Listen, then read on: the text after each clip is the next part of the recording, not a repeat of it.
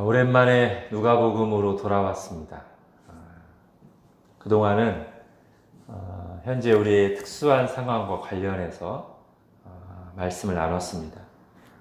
이 비상한 상황도 하나님의 뜻 가운데 있으며 하나님께서 섭리하신다고 믿기 때문에, 그리고 우리 하나님의 백성들은 이 시대를 분별하고 세상과 다른 하나님의 관점을 가지고 반응해야 될 사람들이기 때문에 그동안 이와 관련해서 하나님의 말씀을 나눴습니다. 이제 오랜만에 우리가 누가복음을 다루니까요, 그동안 우리가 살펴보던 이 본문의 문맥을 다시 잠깐 상기해 보도록 하겠습니다. 자, 오늘 우리가 보는 이 본문은 비슷한 주제를 다루고 있는 큰 단락의 일부죠. 그 큰 단락이라는 것은 누가복음 18장 9절 바리새인과 세리의 비유부터 누가복음 19장 10절 삭개오가 구원받은 이야기까지가 그 큰 단락입니다. 그 큰 단락의 주제는 누가 구원받는가 하는 것입니다. 특히 그 주제를 다룰 때 사람들이 일반적으로 생각하는 것과는 전혀 다른 반전이 그 특징입니다. 이 큰 단락의 특징. 즉, 구원을 자신하던 사람은 실패하고 오히려 가장 구원의 가능성이 없어 보이는 사람들이 구원받는 이야기들로 채워져 있습니다. 첫 번째 본문인 누가복음 18장 9절에서 14절은 주제 비유라고 할 수 있는데요. 종교적으로 열심히 있는 바리새인과 멸시받는 세리가 나오는데, 이 가운데 의롭다함을 받은 것은 바리새인이 아니라 오히려 세리였죠. 이어지는 15절부터 17절에서는 어린 아기를 예수님께 데리고 나온다고 제자들이 꾸짖습니다. 그러나 주님께서는 도리어 하나님의 나라가 이런 자의 것이다. 즉, 너희들이 무시하는 이런 어린아이의 것이다 라고 말씀하십니다. 그리고 이어지는 누가복음 18장부터 30절까지는 이 반전의 메시지가 더 분명하죠. 영생의 길을 여쭙는 경건한 부자 관리. 제가 지금 손가락으로 꼽은 이 세 가지가 다 이제 이 사람이 얼마나 하나님 나라에 들어갈 만한 1순위인가를 보여주는 거예요. 경건하고요. 그다음에 부자. 당시에 부자는 이제 하나님께 복을 받은 것으로 여겨졌죠. 그런데 이런 사람이 겸손히 주님께 나와서 무릎을 꿇고 영생의 길까지 여쭈니, 이 사람 하나님 나라에 들어갈 1순위 아니겠습니까? 다들 그렇게 생각하는데, 이 사람이 주님의 말씀을 듣고 나서 근심하면서 돌아갑니다. 그리고 주님께서는 이어서 말씀하십니다. 낙타가 바늘귀로 들어가는 것이 부자가 하나님 나라에 들어가는 것보다 쉬우니라. 제자들이 깜짝 놀라죠.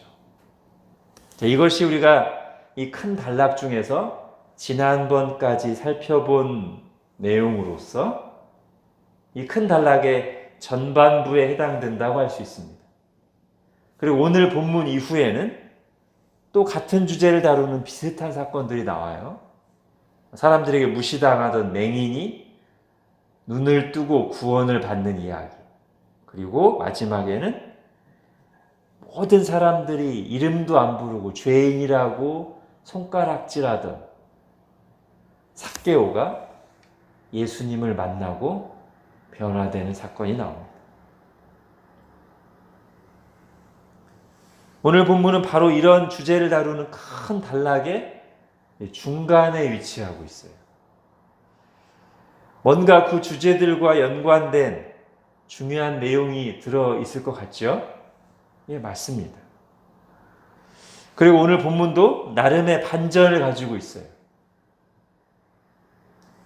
왜냐하면 오늘 본문에서 제자들이 가장 꺼리는 말씀이 나중에는 가장 기뻐하고 자랑스러워하는 복음이 되고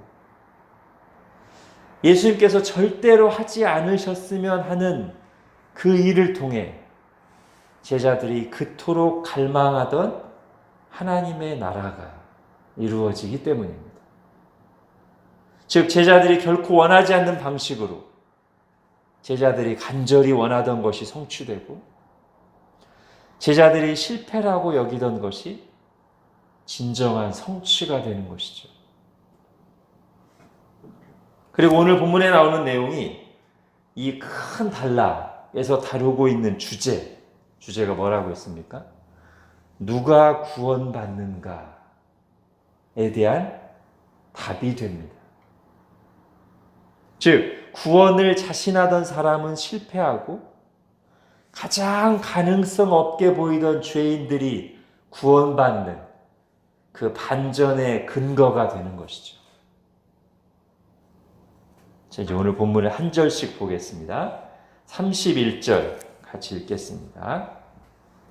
예수께서 12 제자를 데리시고 이르시되 보라 우리가 예루살렘으로 올라가노니 선지자들을 통하여 기록된 모든 것이 인자에게 응하리라.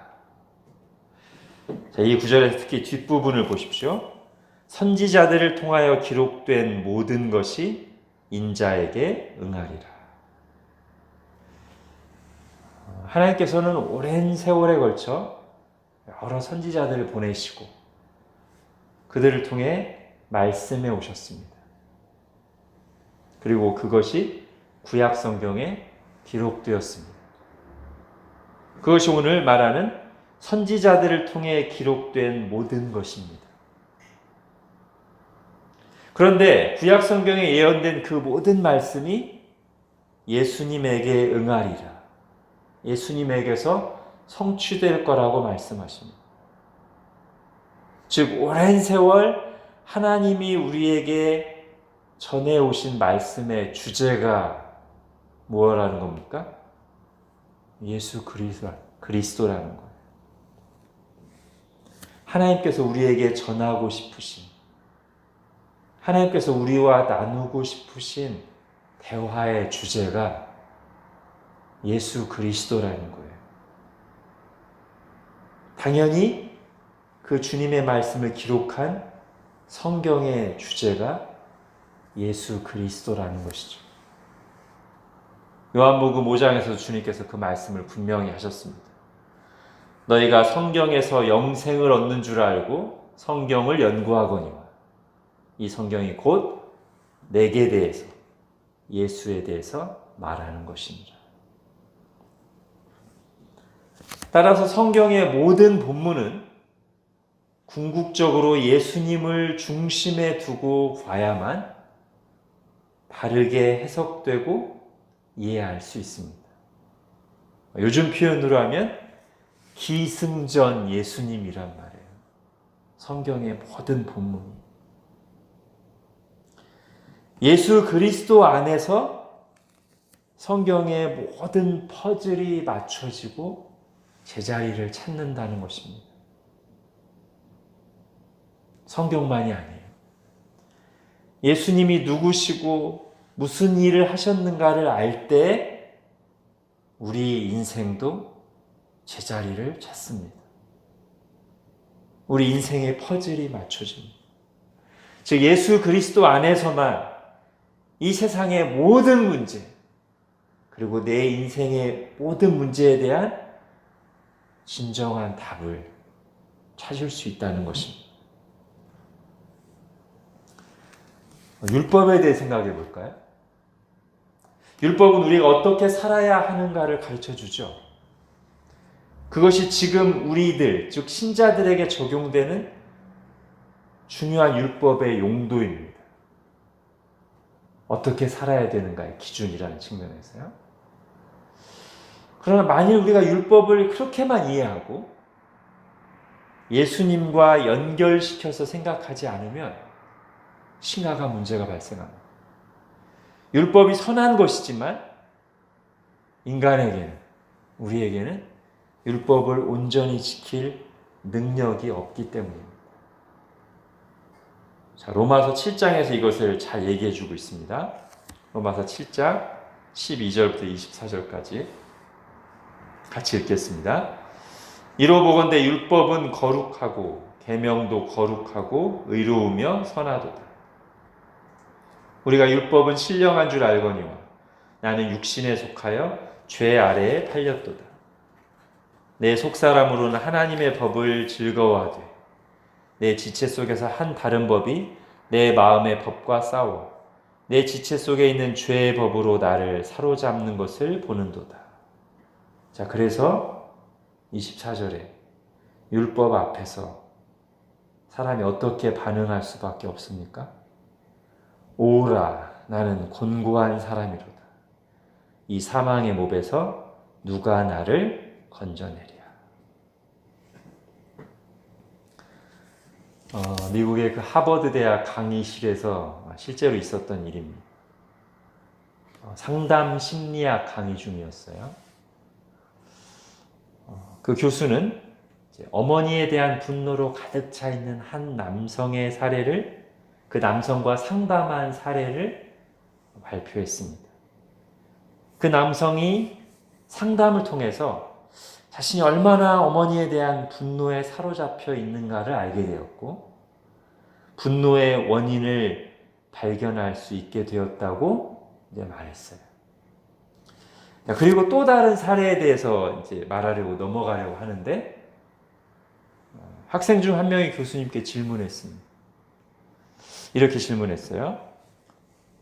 그래서 교수님 그 남자를 어떻게 도우셨나요? 교수가 처음에는 질문의 의도를 파악하지 못해서 무슨 뜻인지 물었습니다. 학생이 다시 질문했습니다. 자, 그 남자가 어머니에 대한 분노로 삶이 어그러졌었는데 그 남자가 어머니를 용서하도록 어떻게 도와주셨습니까? 상담을 통해서 말이죠. 그러자 교수가 대답했습니다. 그에 대해서는 내가 할 수 있는 일이 없어요. 물론 자신의 분노에 대해 이제는 깊이 이해하길 바라고 그 분노에도 사로잡히지 않길 바라지만요. 자, 이 답변을 듣고서 학생들이 좀 놀랐습니다. 아마도 학생들은 상담 심리학을 통해서 뭔가 해결책을 기대했던 것 같아요. 근데 교수가 그렇게 대답하니까 놀라고 의아해했습니다. 학생들이 계속 그런 반응을 보이자 결국 교수가 이렇게 말했습니다. 만일 여러분이 마음의 변화를 추구하고 있다면 여러분은 학과를 잘못 선택했습니다. 교수가 말한 게 뭡니까? 상담 심리학은 우리가 해야 할 일을 하도록 돕는 학문은 아니라는 거예요. 무엇을 해야 하는지, 지금 무엇을 하고 있어야 하는지는 알려줄 수 있지만 그렇게 하도록, 그렇게 살도록 돕지는 못한다는 겁니다. 자, 이 대답으로 학생들을 놀라게 또는 실망하게 만들기는 했지만 그 교수는 진실을 말한 거죠. 자, 이게 인간의 문제예요. 무엇이 옳은지 안다고 할지라도 그렇게 행할 능력이 없다는 것이고, 상담 심리학을 비롯한 세상의 그 어떤 학문이나 기술도 인간을 근본적으로 고칠 수 없다는 거예요. 율법도 마찬가지입니다. 율법은 세상의 그 어떤 법과 윤리보다도 우리가 지켜야 할, 따라야 될 참된 기준을 잘 가르쳐 줍니다. 그럴지라도 율법을 그렇게 우리가 따라야 할 기준과 지침으로만 알고 예수 그리스도와 연결시켜서 이해하지 못한다면, 율법은 그 자체로 아주 선한 것일지라도 그걸 지킬 능력이 없는 인간에게는 죽이는 법이 될 수밖에 없는 거예요. 절망하게 만들거나 아니면 위선자를 만들거나. 그러므로 율법은 반드시 예수님을 통해 이해되어야 됩니다. 더 정확하게 말하면 다른 모든 말씀들과 마찬가지로 예수 그리스도를 중심에 둬야만 율법을 바르게 이해하고 적용할 수 있습니다. 자, 예수 그리스도를 중심에 둔 율법 이해와 적용은 다음과 같습니다. 1. 율법은 우리가 죄인이라는 사실을 깨닫게 함으로써 우리를 예수 그리스도께로 인도합니다. 2. 예수 그리스도는 우리를 대신하여 우리를 구원하시기 위해서 율법의 모든 요구를 완전히 다 이루셨습니다. 3. 그러므로 사람은 율법을 지켜서 구원받는 것이 아니라 오직 나를 대신하여 율법의 모든 요구를 성취하신 예수 그리스도를 믿음으로 구원을 받습니다. 4. 율법은 그렇게 믿음으로 구원받은 하나님의 백성들의 삶의 기준이 됩니다. 신자들은 이미 구원받은 사람으로서 감사하면서 예수님을 따르는 삶, 곧 율법을 온전히 실천하는 삶을 살아야 됩니다.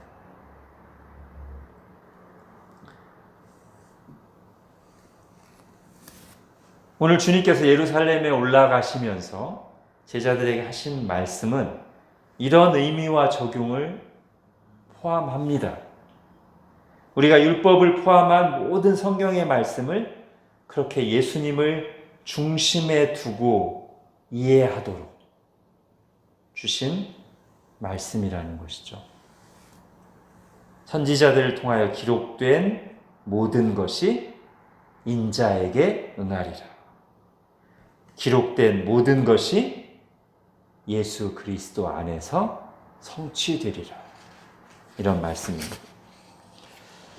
자, 그리고 이어서 하신 말씀이 32절, 33절이에요. 같이 읽겠습니다. 인자가 이방인들에게 넘겨져 희롱을 당하고 능욕을 당하고 침뱉음을 당하겠으며 그들은 채찍질하고 그를 죽일 것이나 그는 3일 만에 살아나리라 하시되. 자, 선지자들을 통하여 기록된 모든 것, 즉 구약 성경에 기록된 모든 말씀이 예수님을 통하여 성취될 텐데 그 중에서도 핵심, 클라이맥스가 32절, 33절에 나오는 내용이라는 거예요. 그게 뭡니까? 예수 그리스도의 고난과 죽으심과 부활입니다. 즉 이것이 우리가 예수님을 믿는다고 할 때 가장 중요한 내용이라는 말이에요. 핵심이라는 거예요.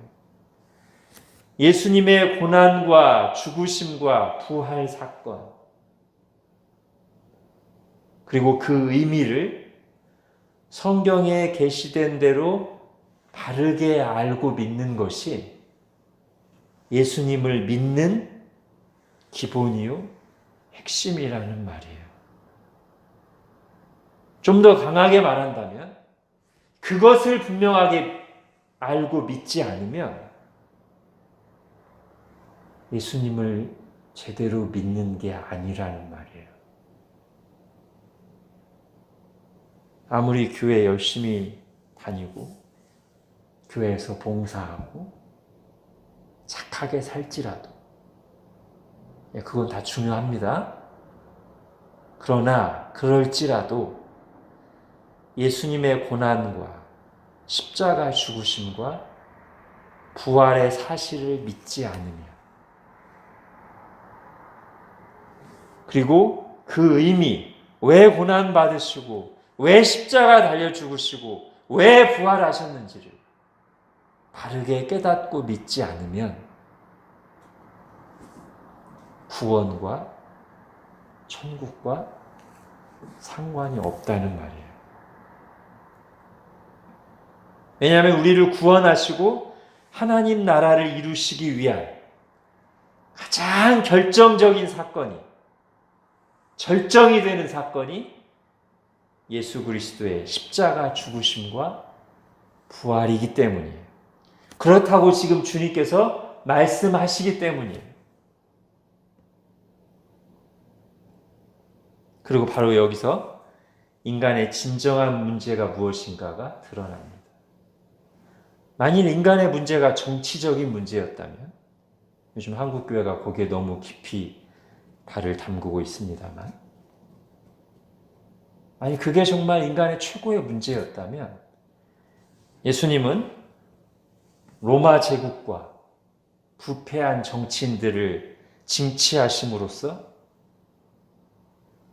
구원의 사역을 이루셨을 것입니다.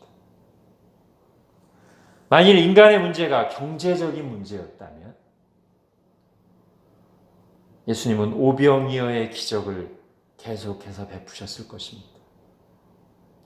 만일 인간의 문제가 건강의 문제였다면 모든 해로운 것들, 세균과 바이러스 없애시고 우리에게 불로장생의 약, 백신을 주셨을 것입니다.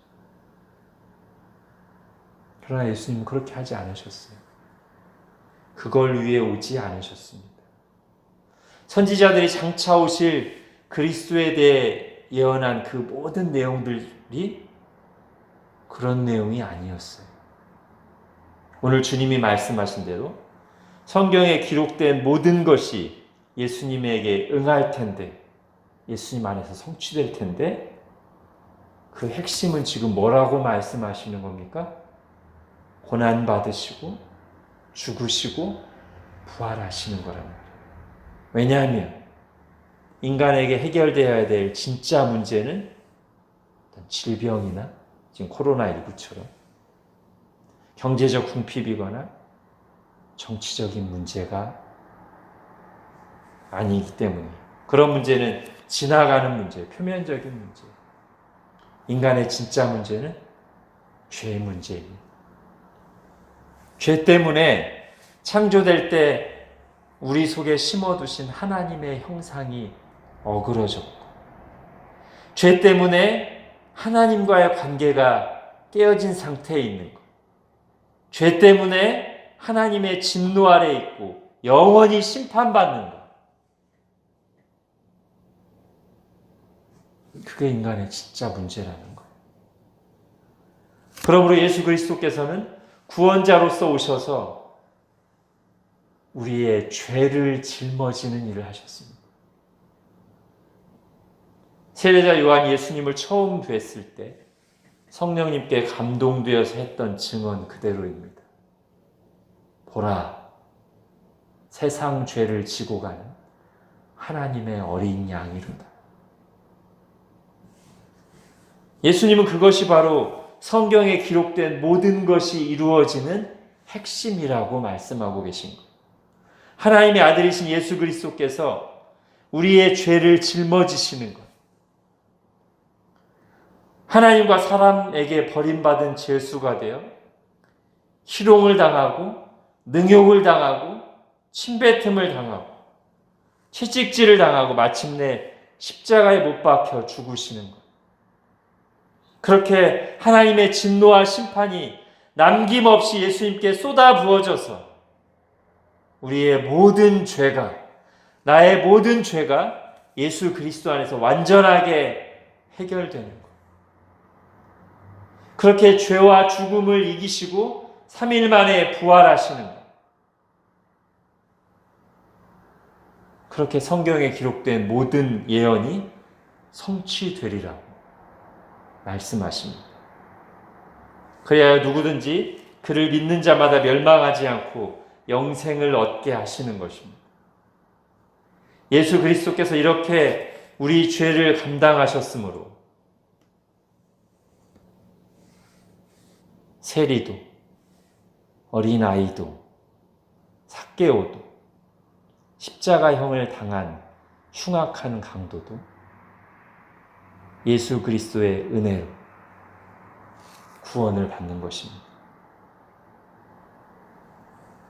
34절 보십시오.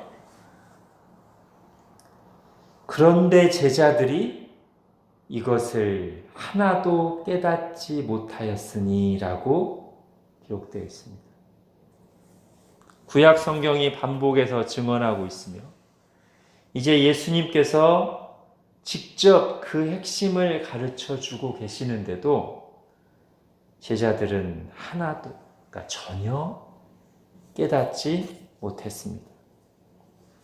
마가복음에서는 비슷한 상황에서의 제자들의 반응을 이렇게 말합니다. 마가복음 9장 32절입니다. 그러나 제자들은 이 말씀을 깨닫지 못하고 묻기도 두려워하더라.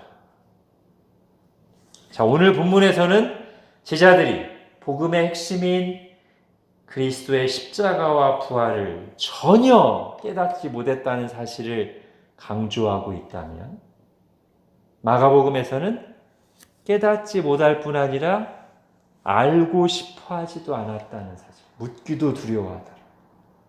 전혀 알고 싶어 하지도 않았다는 사실을 보여줍니다.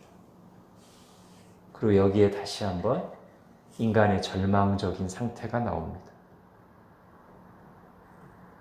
사람이 구원받기 위해서 하나님의 은혜가 어디부터 어디까지 필요한지가 나옵니다. 하나님을 떠난 인간에게는 자기 죄를 해결할 능력이 없을 뿐만 아니라 하나님께서 이미 이루어 놓으신 구원에 올바르게 반응할 능력도 없다는 거예요. 그걸 깨닫지도 못하고 받아들이려 하지도 않습니다. 그래서 하나님께서 우리에게 베푸신 이 놀라운 구원 사건, 예수님의 십자가와 부활의 복음에 대해서 소극적일 때는 무관심하고 적극적일 때는 비방하게 됩니다. 이것이 인간의 상태입니다. 그러므로 사람이 구원을 받기 위해서는 하나님께서 우리를 위해 예수 그리스도를 십자가에 내어주실 뿐만 아니라 그걸 깨닫고 믿도록 성령님께서 우리 마음을 감화시키시고 거듭나게 하시는 일까지 해 주셔야만 한다는 거예요. 그럴 때라야 하나도 깨닫지 못하고 묻기도 두려워하는 사람이 비로소 예수 그리스도를 믿고 고백하고 찬송하고 예수님을 따르는 삶을 살 수 있게 되는 것입니다. 결국 우리의 구원은 온전히 하나님의 은혜입니다. 하나님이 이만큼 해주시면 우리가 노력해서 그걸 쟁취하는 것이 아니라 예수 그리스도를 내어주신 것도 은혜고 그를 믿는 것도 은혜고 그 믿음을 끝까지 지키고 살아가는 것도 하나님의 은혜입니다. 한마디로 우리의 구원은 처음부터 끝까지 하나님의 은혜로 됩니다. 우리는 그렇게 하나님의 자녀가 된 사람들입니다. 그런 은혜를 입고 지금 여기서 예배하고 있습니다. 그러니 우리에게는 자랑할 것이 없고 오직 감사할 것뿐입니다. 이제 마무리하겠습니다. 구약에 예언된 모든 말씀은 기록된 모든 것이 인자에게 응하리라 하는 오늘 주님의 말씀대로 예수 그리스도에게서 성취되었습니다. 그리고 그 성취된 복음의 열매, 곧 성경에 약속된 모든 복은 예수 그리스도를 믿는 자에게 응할 것입니다. 하나님의 나라가, 영생이, 하나님을 두려움 없이 섬기며 교제하는 기쁨, 말씀이 깨달아지고 힘이 되고 길이 되는 그런 경험, 하나님을 아버지라 부르며 기도할 수 있는 특권과 응답받는 약속이, 성화의 열매를 맺는 것과 인도하시며 도와주시며 위로하시며 참 평안과 기쁨을 주시며 모든 것을 합력하여 선을 이루시는 은혜가, 그 모든 은혜가, 그 모든 복이 기록된 모든 것이 예수 그리스도에게 응하였듯이 그 예수 그리스도를 믿고 따르는 우리에게 응할 것입니다. 지금 이 땅에서 부분적으로, 그러나 확실하게, 그리고 주님이 재림하실 때에는 완전하게, 그리고 영원히 우리에게 응할 것입니다. 기도하겠습니다. 하나님 아버지, 오늘 말씀을 통해서 다시 한번 성경의 주제가 예수 그리스도이시고, 우리가 예수 그리스도를 믿는다고 할 때 핵심 중에 핵심이 바로 나의 죄를 대신하여 고난받으시고 십자가에 달려 죽으시고 부활하신 것임을 다시 한번 들었습니다. 그리고 그 예수 그리스도의 십자가와 부활의 복음이 성령님의 역사하심을 통해서 나에게 실제로 열매 맺게 되었음을 들었습니다. 그리하여 기록된 모든 말씀이 예수 그리스도 안에서 성취되었듯이 이제 예수 그리스도 안에 있는 우리에게 성경에 약속된 모든 복들이 응하게 될 것이라는 이 복된 소식을 저희가 오늘 다시 들었습니다. 이 은혜를 받은 저희들이 오니 오직 감사하며 하나님께 영광 돌리게 하여 주시고,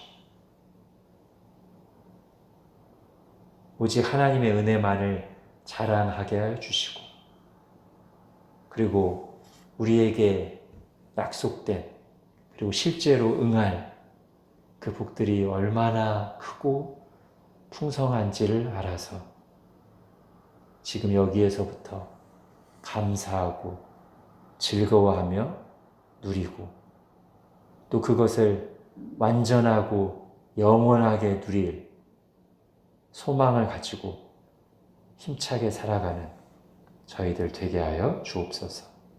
예수님의 이름으로 기도합니다. 아멘.